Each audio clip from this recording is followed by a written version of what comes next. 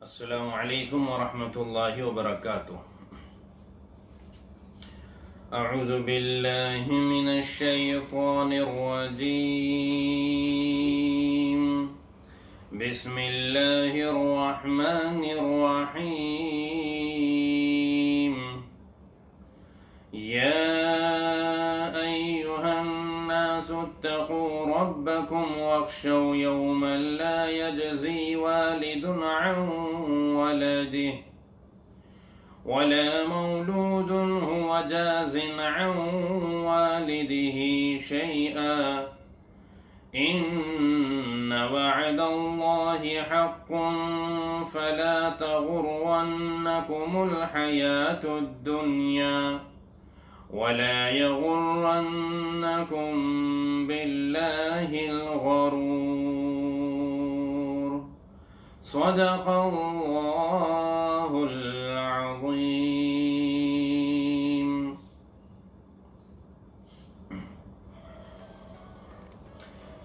یہ سورہ لقمان کی آیت نمبر 33 تلاوت کی گئی ہے۔ اس آیت کریمہ میں اللہ تبارک و تعالی نے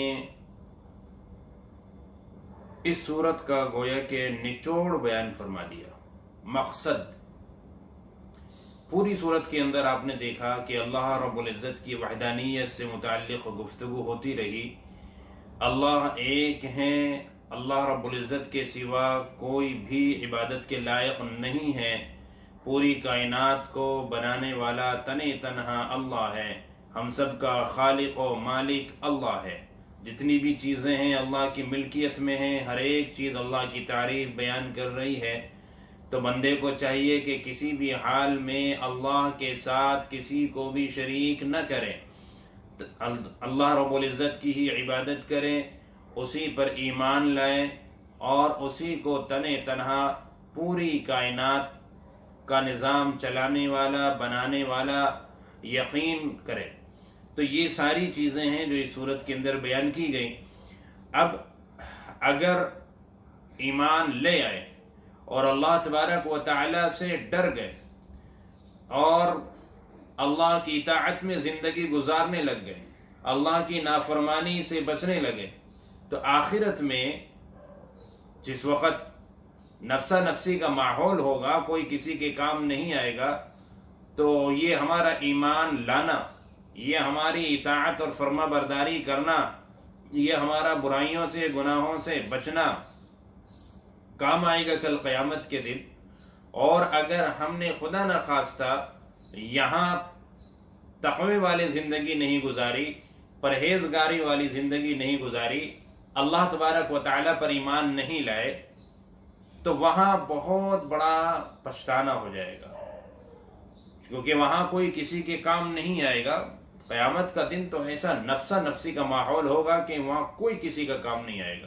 نہ شوہر بیوی کے کام آئے گا، نہ بیوی شوہر کے کام آئے گی، نہ والدین اولاد کے کام آئیں گے، نہ اولاد والدین کے کام آئیں گے۔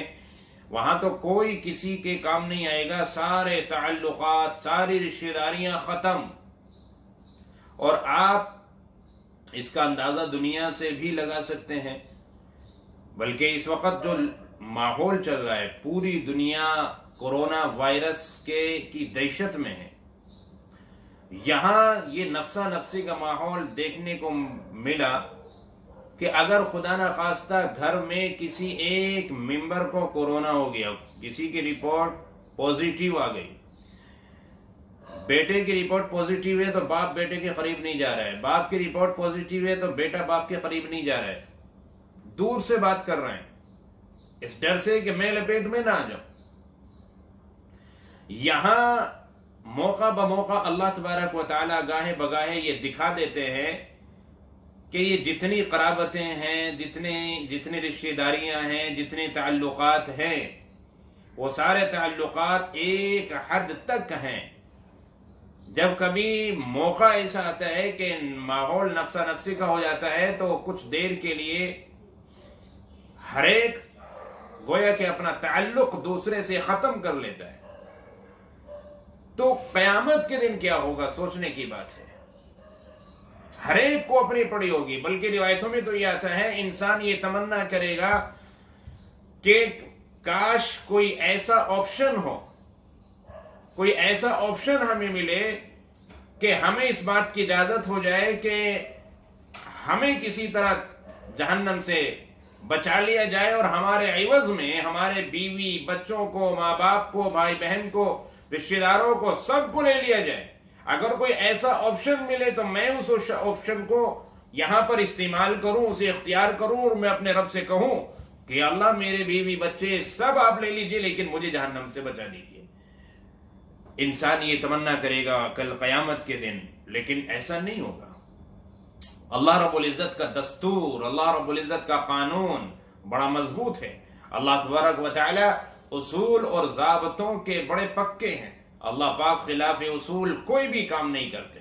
چنانچہ اگر بیٹا قصوروار ہے تو باپ کو نہیں پکڑا جائے گا، باپ قصوروار ہے تو بیٹے کو نہیں پکڑا جائے گا۔ ایسا نہیں ہے کہ باپ کا گناہ بیٹے کے سر پہ لاد دیا جائے یا بیٹے کا گناہ باپ کے سر پہ لاد دیا جائے۔ اور ایسا بھی نہیں ہوگا کہ اگر کسی نے نیکی کی ہے، مثال کے طور پر باپ ایمان لے آیا، بیٹا ایمان نہیں لایا، باپ اگر ایمان لے آیا اور بیٹا ایمان نہیں لایا تو وہ باپ اپنے بیٹے کے کام نہیں آ سکے گا، اس کا ایمان لانا اس کافر بیٹے کے کام نہیں آ سکے گا۔ بیٹا ایمان لے آیا، باپ نہیں لایا تو اس مومن بیٹے کا ایمان اس کافر باپ کے کام نہیں آ سکے گا۔ اسی کو اللہ تبارک و تعالی نے یہاں آیت نمبر 33 سورہ لقمان کی آیت نمبر 33 کے اندر واضح طور پر فرمایا۔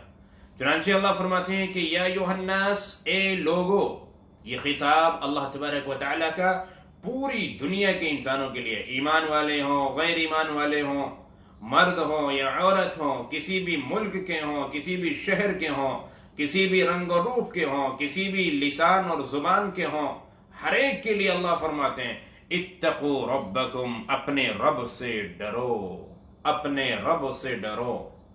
یہاں اللہ پاک نے ڈرنے کا ذکر فرمایا۔ اتقوا کے معنی تقوی اختیار کرنے کے بھی آتے ہیں، پرہیزگاری اختیار کرنے کے بھی آتے ہیں، اور یہ پرہیزگاری، یہ تقوی، یہ بھی اس رب کے ڈر اور اس کے خوف کی وجہ سے ہی ہے۔ تقوی کے تعلق سے پہلے بھی بتایا گیا تھا کہ تقوی کہتے ہیں دنیا کی جو زندگی ہے وہ اس طرح سے گزاری جائے کہ جتنے بھی گناہوں کی طرف کھینچنے والے اسباب ہیں ان میں کسی کی بھی طرف جھکاؤ نہ ہو اور اپنے آپ کو ان سب سے بچتے بچاتے نکل جائیں اور دنیا سے رخصت ہو جائیں۔ یعنی مرتے ٹائم تک اس بات کی کوشش کرنی ہے کہ شیطان اور شیطان کے چیلے، شیطان کے دوست وہ اپنی طرف کھینچیں گے، وہ دنیا کی رنگ رلیاں اور دنیا کی زیب و زینت، دنیا کی آب و تاب اور یہاں کی رونق اور یہاں کی چمک اور دمک کو دکھا کر وہ دنیا کی طرف متوجہ کرنا چاہیں گے اور آخرت سے بے فکر کرنا چاہیں گے، دین سے ہٹانا چاہیں گے، ایمان سے ہٹانا چاہیں گے، اللہ سے دور کرنا چاہیں گے۔ ہمیں ان کی باتوں میں نہیں آنا ہے، دنیا کی رونق اور یہاں کی چمک اور دمک اور یہاں کے فریب میں نہیں آنا ہے، بلکہ اپنے ایمان پر قائم رہنا ہے اور ہر موقع پر ان کی چال کو سمجھتے ہوئے اپنے آپ کو گناہوں سے بچانا ہے، اپنا دامن داغدار نہیں ہونے دینا ہے، اور اگر کبھی کوئی داغ دامن پہ لگ جائے تو فوراً اسے صاف کر لینا ہے، یعنی رب کے سامنے رو رو کر توبہ کر کے استغفار کر کے گڑ گڑا کر اس کو معاف کرا لینا ہے۔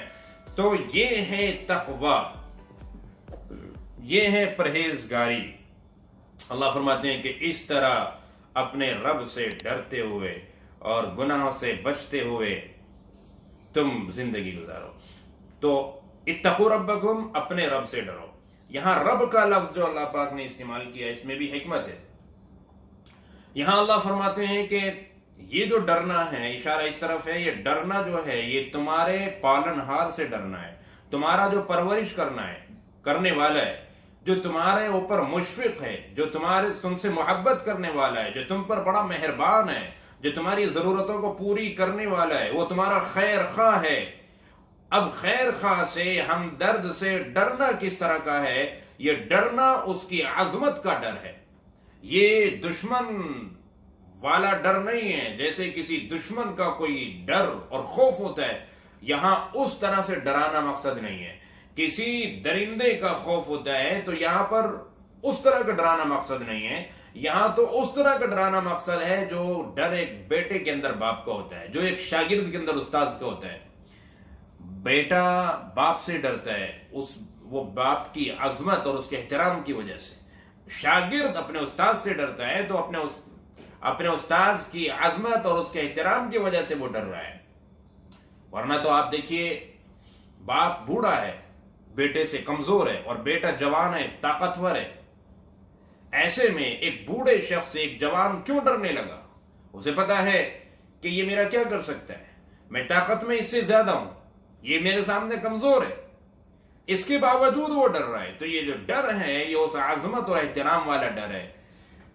اسے پتا ہے کہ میرا باپ میرا دشمن نہیں ہے, یہ میرا باپ میرا خیر خواہ ہے, اور یہ اگر مجھے کسی چیز سے روک رہا ہے تو اس کے اندر بھی کوئی محبت ہے, ہمدردی ہے, وہ مجھے نقصان سے بچانا چاہ رہا ہے.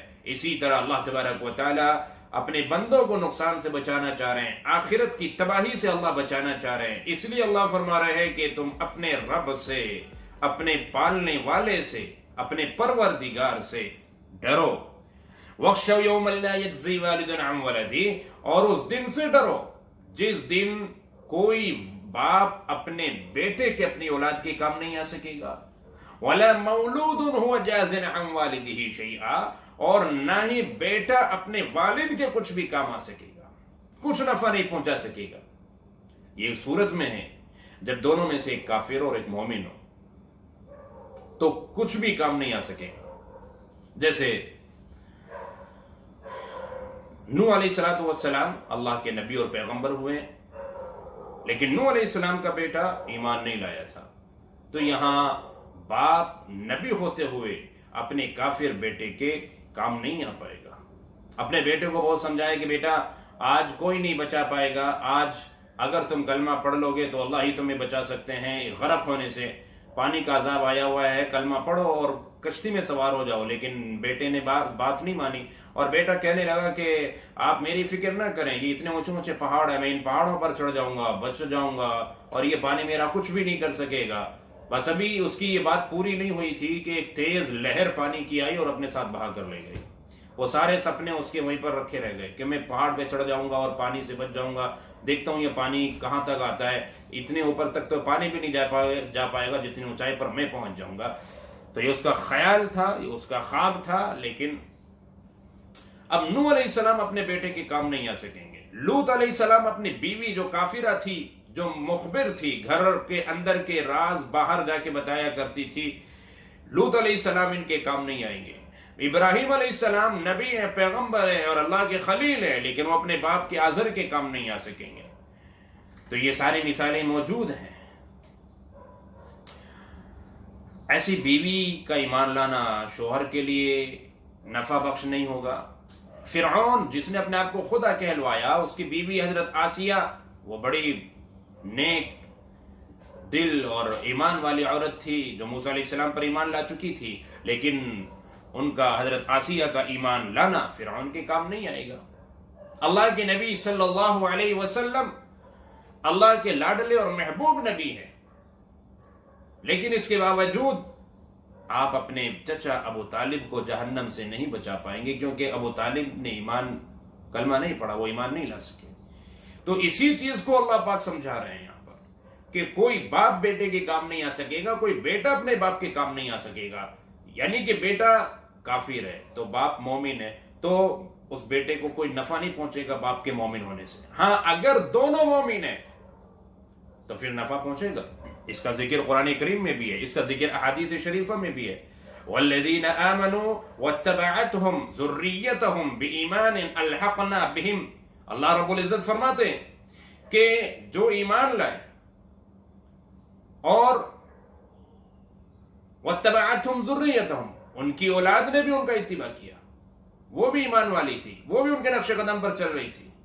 لیکن جنت کے درجات میں بڑا فرق رہا, وہ جس مقام پر پہنچ گئے ان کے بڑے یہ چھوٹے نہیں پہنچ سکے. یہ مومن ہیں تو اللہ فرماتے ہیں کہ ہم ان کے بڑوں کی برکت سے انہیں بھی اسی مقام پر پہنچا دیں گے, ان چھوٹوں کو. تو یہاں ماں باپ اولاد کے کام آئے. کتنی جگہ پر ذکر ہے کہ اولاد ماں باپ کے کام آئے گی، اپنے ماں باپ کی سفارش بھی کرے گی. حافظ قرآن سفارش کرے گا، نابالغ بچہ جو فوت ہو جاتا ہے وہ بھی اپنے ماں باپ کی سفارش کرے گا بشرطے کہ ماں باپ مومن ہو. تو ایمان والوں کو ایمان والوں سے نفع پہنچے گا. یہ قرآن کریم کے اندر احادیث میں پایا جاتا ہے کثرت سے. لیکن اگر دونوں میں سے کوئی ایک کافر ہے، کوئی ایک مومن ہے، تو وہ ایک دوسرے کو نفع نہیں پہنچا سکیں گے، کسی کے کچھ بھی کام نہیں آئیں گے. اور یہاں اللہ رب العزت، آپ غور کریں آیت میں، اللہ نے کیا فرمایا کہ لا یجزی والد عن ولدی، والد اپنے ولد یعنی بیٹے کے کام نہیں آئے گا، اس کو نفع نہیں پہنچا سکے گا. جیسے ابراہیم علیہ نوح علیہ السلام اپنے بیٹے کو نفع نہیں پہنچا سکیں گے. اب اگلے جملہ اللہ جو فرما رہے ہیں ولا مولود، یہ لفظ مولود جو ہے نا، اس کا مطلب ہے حقیقی بیٹا جو بالکل اپنا خون ہے.